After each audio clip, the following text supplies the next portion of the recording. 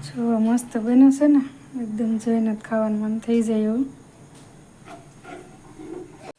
Hello everyone, આજે જો video શરૂ કર્યો આમ તો 3 દિવસ પછી.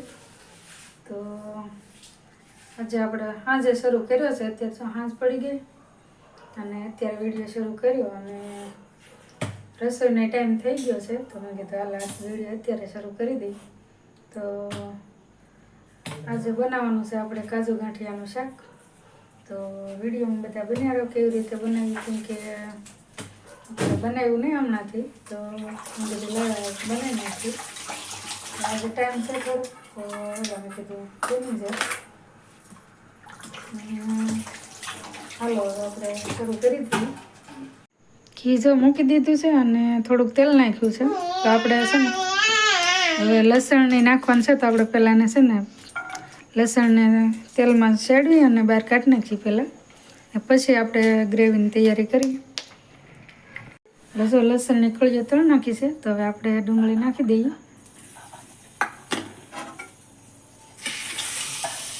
હવે નાખી દઈએ ડુંગળી. તેલમાં આપણે આખી રીતે ચડી નાખીએ છે ને. આપણે ડુંગળી સડે છે ને તો એક ગ્રેવી બનાવવાની છે. તો જો આજે તે મરચું લસણવાળું કરેલ છે, તો આપણે એ નાખવાનું છે. આમાં છે ને બને ત્યાં સુધી લસણવાળું સારું લાગે. પણ કોઈ લસણ ન ખાતા હોય તો સ્કીપ કરીએ ભાઈ. અને બીજું નાખી દઈએ આપણે હળદર,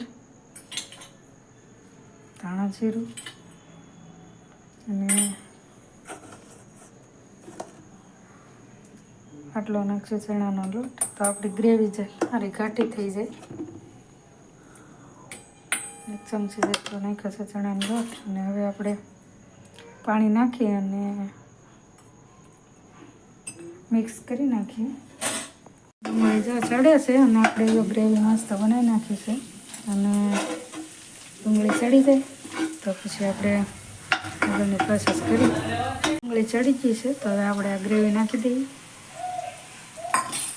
અને સરખી રીતે મિક્સ કરી અને તેલ છૂટું પડે ત્યાં સુધી એને ચડી નાખીએ.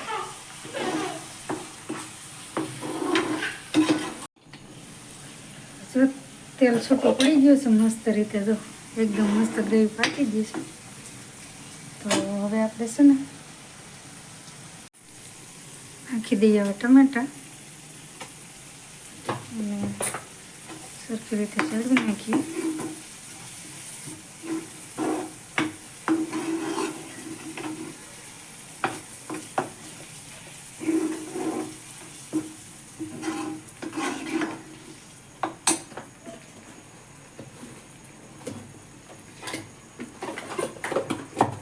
ટમેટા જલ્દી સડી જાય એટલા માટે આપણે નાખી દઈએ મીઠું. મીઠું કંઈ નાખેલું નહોતું, તો સ્વાદ પ્રમાણે મીઠું નાખી દઈએ. અને હળદર તો આપણે ગ્રેવીમાં નાખી હતી. તો હવે આપણે ટમેટાને ચડી જવા દઈએ.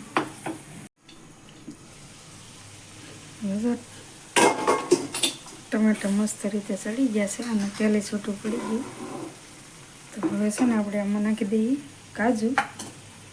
તો જો ધોઈને મૂક્યા હતા, તો ધોઈને રાખ્યા છે. તો આને આપણે પલાળ્યા હતા થોડી વાર. અને લસણને આપણે ઘીમાં થોડુંક ચડ્યું હતું. તો આપણે 2 વસ્તુ નાખી દઈએ. આ લસણ છે,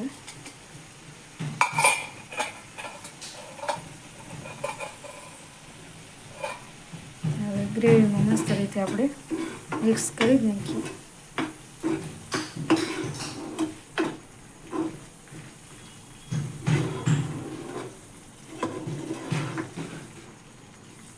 તમે લસણ અને કાજુ ઓછું વધારે કરી આપો તો જેને જેટલા પ્રમાણમાં નાખવું એટલું નાખીએ કંઈ. તો આપણે તો જમા પણ થઈ રહ્યો છે. તો હવે આપણે નાખી દઈએ પાણી. ગાંઠિયા નાખવા માટે થોડુંક પાણી નાખવું પડે, કેમ કે ગાંઠિયા પાછા પાણી સૂકી જાય.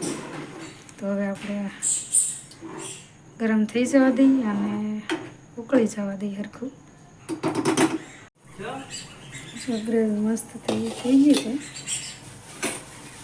આપણે આમાં ગાંઠિયા નાખી દઈએ અને ગાંઠિયા છે ને અગાઉ બહુ નહીં નાખવાનું, નહીં તો બધું પાણી સોઈ જાય, અથવા તો પછી તમારે વધારે રાખવું પડે.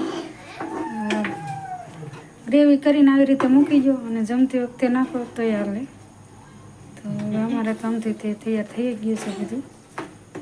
તો ગાંઠિયા નાખી દઈએ. ને જો મેં નાખ્યા છે તીખા ગાંઠિયા, તો આ મસાલાવાળા જ આવે બધા. તો મેં કીધું આ નાખીએ. પપ્પાને ત્યાંથી જ આવેલા છે, બહારના નથી, ઘરના જ તે ગાંઠિયા છે. તમારા ભાઈને હમણાં આવ્યા હતા ને ત્યારે લાવ્યો. તો હવે જો નાખીને હવે આપણે ગેસ બંધ કરી દઈએ.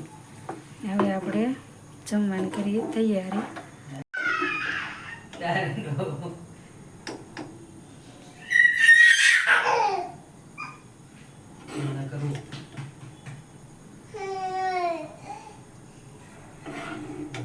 જો મસ્ત બન્યું છે ને, એકદમ જોઈને જ ખાવાનું મન થઈ જાય એવું.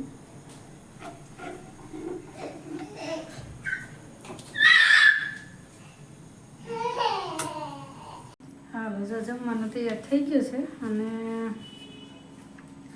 તમે જોયું જ છે બધું. આપણે જો કાજુ ગાંઠિયાનું શાક બનાવ્યું હતું. તો